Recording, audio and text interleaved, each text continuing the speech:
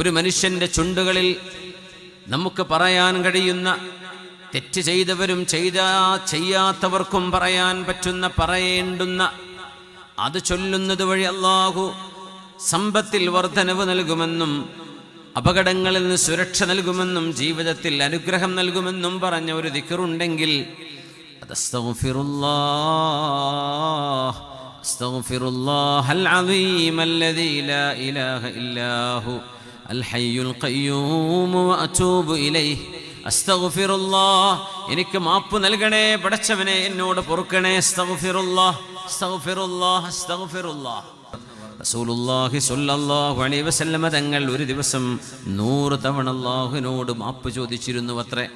അവിടത്തേക്കൊരു തെറ്റുപോലും ഇല്ലാത്തവരാണ് ഹബീബായ തങ്ങള്, ഒരു പാപവുമില്ലാത്തവരാ, മഅസൂമാണ്.